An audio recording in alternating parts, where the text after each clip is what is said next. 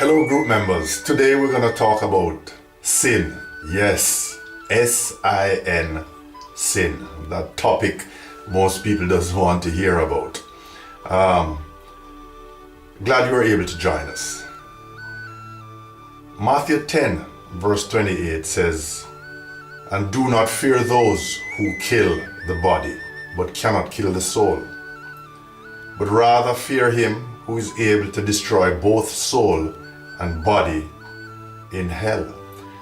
In other words, the devil cannot put you in hell. Satan cannot put anybody in hell. What the devil does is that he tempts us. He entices us. He tries to get us to sin. Because he can't just decide, well, that person, I'm going to throw them in hell. He doesn't have that power.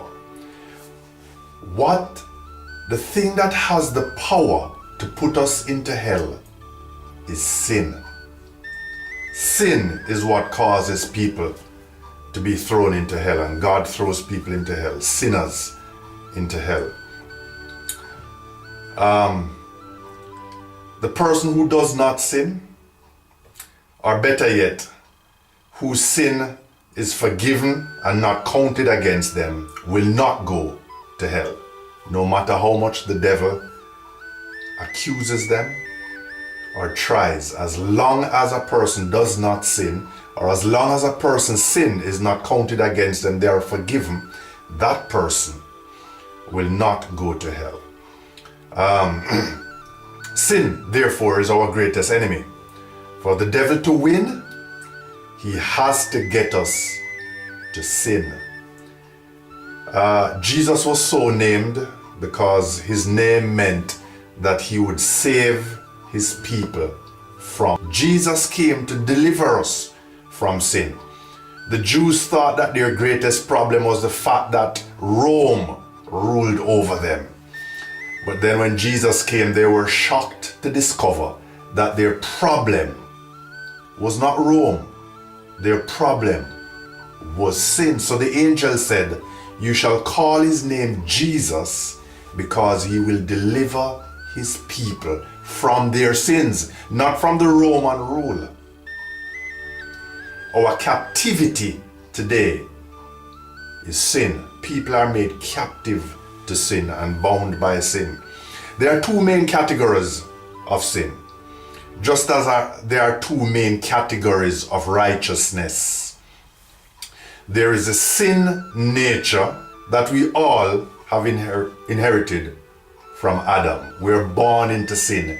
We inherit the sin that Adam committed. So there's a sin nature.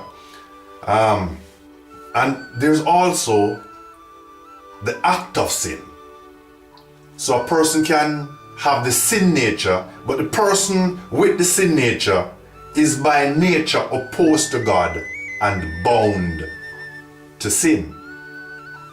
But then the person who Jesus has delivered from the sin nature through the spiritual rebirth now has power over sin and does not have to sin. Paul says in 1 Corinthians 15:34, "Awake unto righteousness and sin not." This statement could only be made to believers, as sin for us is a choice, not a compulsion. The person who has the sin nature has to sin. By nature, they're opposed to God. They have no choice. The person born again of the Spirit of God now has power over sin. So in Romans 5, I think it is, it says, you shall have power over sin. Sin shall not have dominion over you. Under the two main categories of sins, there are also subcategories. For the believer, there are what I call stumble sin and struggle sin. These are self-explanatory. Stumble, struggle. But there are also others like sins of omission or sins of commission.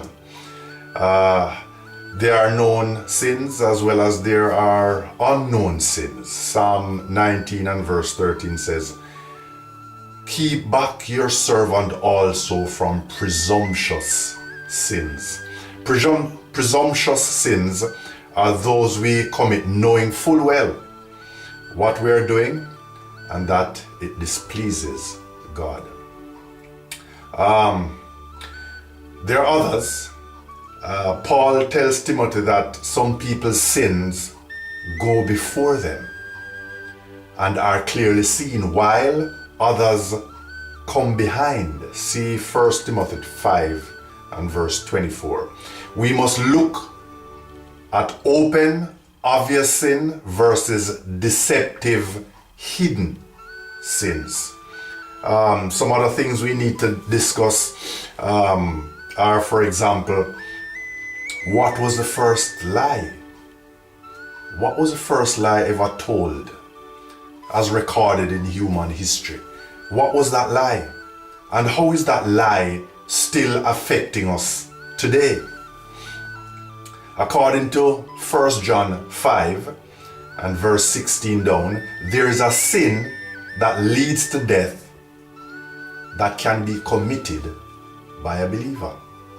There's a sin that leads to death that a believer can commit. We need to discuss that in our group discussion as well.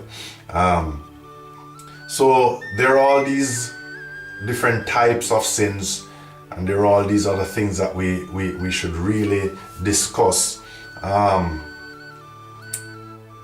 Okay, so get your scriptures ready, get your Bible ready, read over some of these that I have given reference for, and